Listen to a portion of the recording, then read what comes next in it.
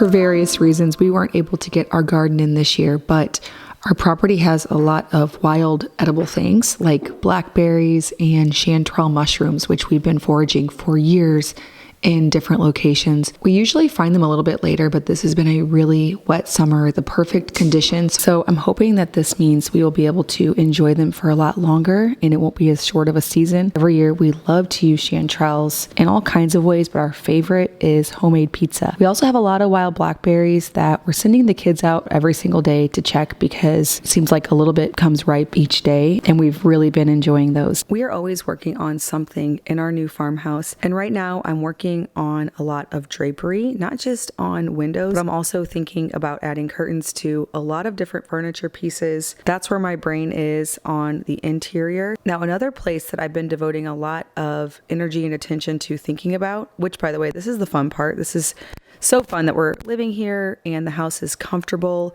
but yet I can start to dream about how it will evolve and change over the coming years. And the place I'm really excited to think about is the exterior and the landscaping. It's a really fine balance because we spent so much time thinking through this house design and the layout of the property. We wanted it to have a certain feel. We wanted the house to feel like it had been here for 100 years. And I don't want to rush into doing something with the landscaping that won't make it also feel that way, that won't complement the story of our home. And I'm finding that to be a bit of a challenge. I have spent so many years being very observant of home details, the interior, the exterior, and I know what I like when it comes to the gardens and the outside spaces, but I don't feel confident yet in my ability to actually achieve that, especially a property like this where there's nothing to work from. We started with just a field.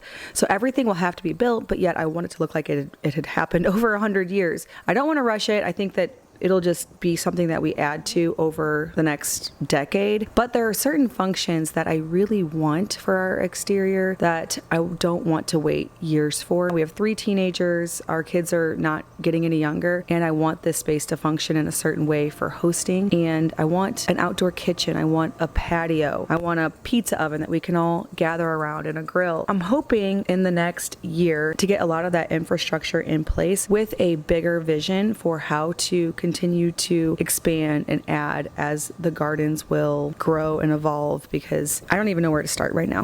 That's how I feel. I do want to put a lot of things in the fall. I know I want hydrangeas along the front and I want them big and beautiful, so I need to start working on that. I want a lot of beautiful roses, climbing roses up the barn. Of course, we want to plant some trees. We need to get some of that in just so that it starts having, the years it needs to grow. But I am having a meeting with Tessa Pinner. She has a YouTube channel called Garden Studio with Tessa Pinner. I had a local landscaping company put together a rendering of how some of the landscaping could work, and I sent it over to Tessa, and she had some really great points that really made me realize how much she knows about garden design and the vision that I have but feel inadequate to execute. So we're going to chat through some ideas, some ways to get started. I'm hoping to be able to share all of that as it unfolds over the next several years. One thing I just don't want to do is rush. We didn't rush anything with this house. There was a lot of annoying waiting moments where if we just could have not gone for this vision, it would have been a lot easier. But I'm glad we stuck it out because I love the end result of how our home turned out, and I want to take that same approach when it comes to the gardens and the landscaping and the way that we use that outside space that I'm really excited about. After kind of just browsing lots of my design books and Pinterest and thinking through the outside spaces, it made me really excited to think about just how we may actually use the outside space if it's set up properly for us. It doesn't have to be fancy or expensive. It just has to be well thought out. And that's where my brain is right now. Luke was able to finish up the fence that goes around the egress staircase down to the basement. And I'm excited to plant something along there that creates a nice little area for plantings. And then, I don't know, we need to build so many things.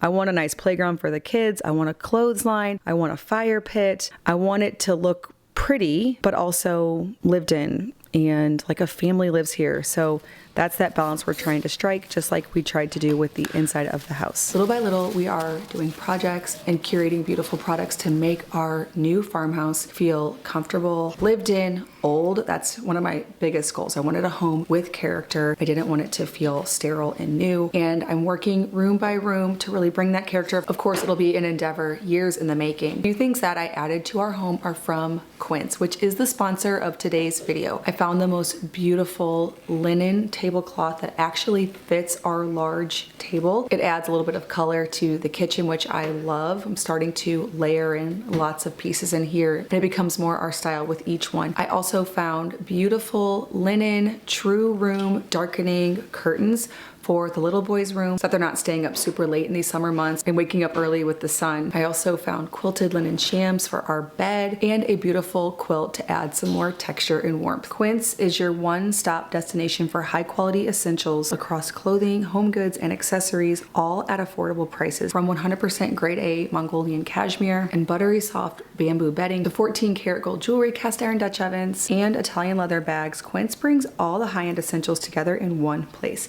By working directly with top-tier manufacturers and cutting out the middlemen, Quince gives you exceptional quality without the markup. Quince only works with factories that use safe, ethical, and responsible manufacturing practices and premium fabrics and finishes. We have so many Quince pieces throughout our home, from linen sheets and curtains in the boys' bedroom, our bedroom, to our clothing. We love Quince's everyday wardrobe staples like our denim from Quince. Everything has been high quality and curated, beautiful for this new old farmhouse. Upgrade your wardrobe, home, and more with high-end essentials from Quince. Go to the links in my description or grab this QR code here for free shipping and 365-day return.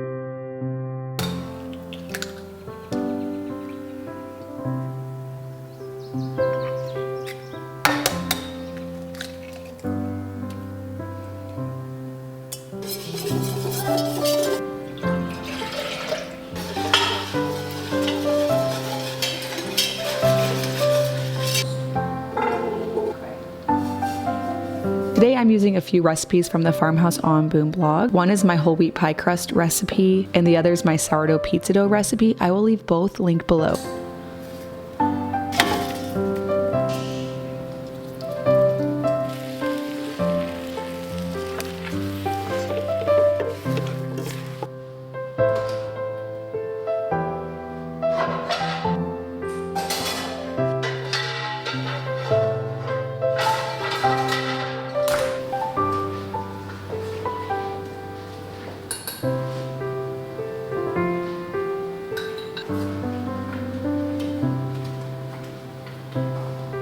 When I first started making homemade pizza, I used a pizza stone, but many years ago, my pizza stone cracked, and I've just been using cast iron skillets ever since because they are something that I always have sitting out on the stovetop, so they're easy to get to, and they work just as well. So the way I do it is I preheat my cast iron skillets on about 450 or 500 degrees, so super hot. This helps the dough to not stick, to also get nice and poofy and chewy interior, slightly crunchy exterior, just the taste and texture you want for a pizza.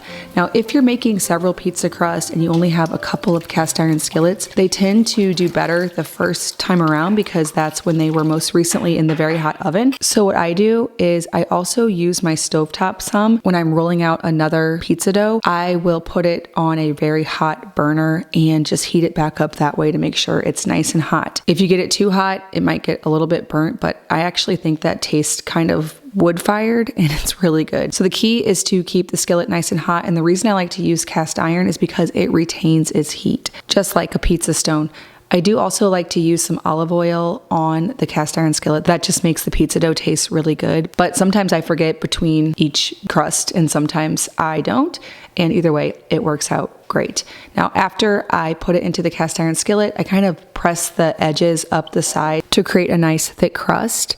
And then I pop it back in the oven until it's easily removable from the skillet.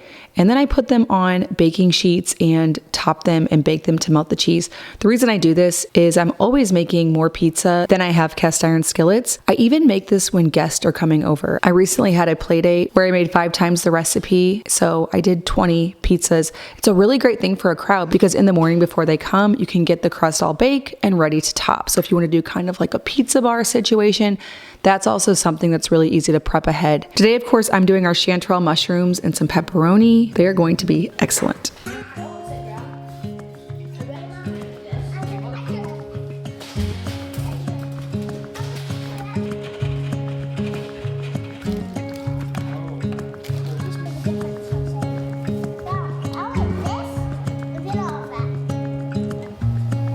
My daughter is rolling out our whole wheat pie dough with freshly milled flour to make a berry pie from what we picked today, plus some additional strawberries as well. So a blackberry, strawberry pie, whole wheat pie crust. We are loving using our freshly milled grains in pie dough, and I have this recipe over on the blog.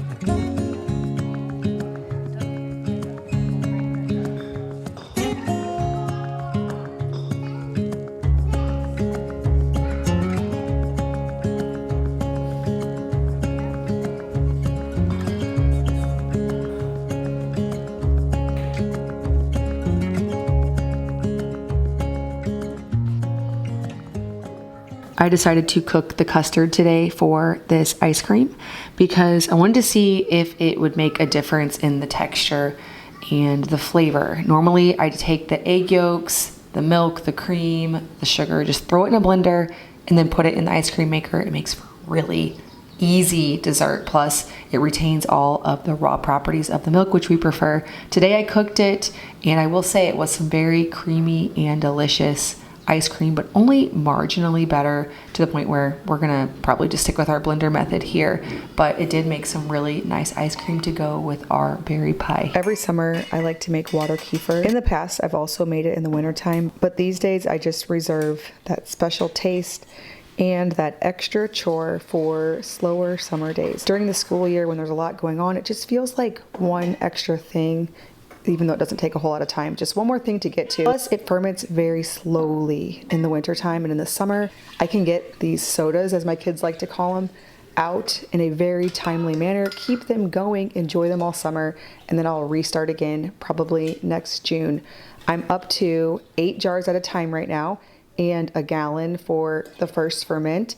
I've been keeping everything I need to make water kefir all in the drawers and shelves in this table so that it's very easy to do. I think one reason why in the past this felt like a bigger job is I had my funnels in one spot, my strainer and jars in another, the sugar somewhere else, the juice somewhere else. Everything is all right here, including the juice in the fridge right behind me and the sink to rinse the jars. It makes it to where, even though it is an extra thing to do, it doesn't take very long. And we are very much enjoying this sweet, fermented, gut-healthy, probiotic-rich summer treat. Now, if you want to know how to make water kefir, I do have a post on my blog, farmhouseonboone.com, but don't let this intimidate you at all. It is super simple. Essentially, you are fermenting sugar water, allowing that to go for a few days, and then putting that into airtight jars where it ferments with juice and creates this beautiful, delicious carbonation.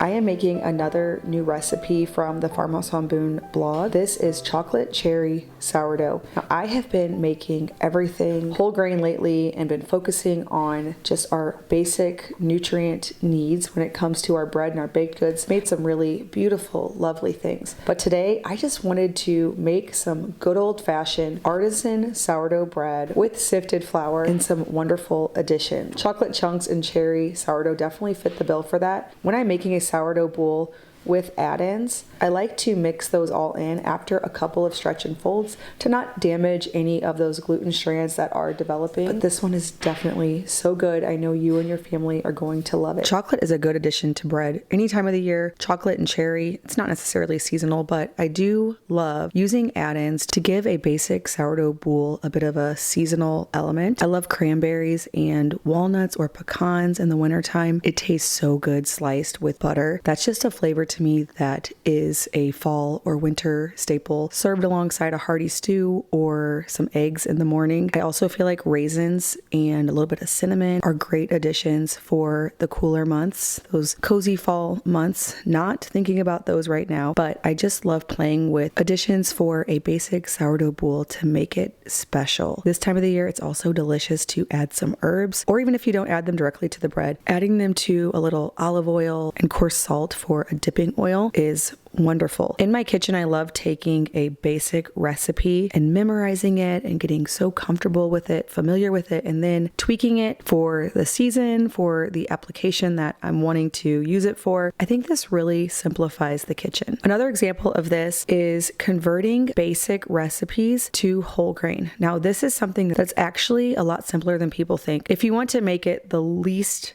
complicated, you're not wanting to hear about when to use soft white wheat or einkorn or kamut, here is the rundown on the most basic version of converting any recipe to whole grain. Get yourself a 50-pound bag of hard white wheat berries and a 5-gallon bucket and a gamma lid. I get all this from Azure Standard. It will keep for years. You don't have to worry about it going bad. And for every cup of all-purpose flour that a recipe calls for, substitute 140 grams of hard white wheat berries and then put it through the mill. That little formula right there will yield delicious results. Of course, there are ways to add in other types of grains that will have a bit of a better result, but that is the simplest version and would carry you through for years. And another option is to take a recipe like the basic beginner sourdough bread recipe that I have on farmhouseonboone.com. It's actually my most popular recipe. So if you go to farmhouseonboone.com, it'll be at the very top. But you can do half and half. So you can do half the grams in all-purpose flour and half of them in hard white wheat. Play around with the proportions, with the add-ins. As long as you have the right number of grams of flour and the water, a lot of the rest of it can be very adjustable. Even when it comes to the sourdough starter, someone pointed out on a video that I never measure starter,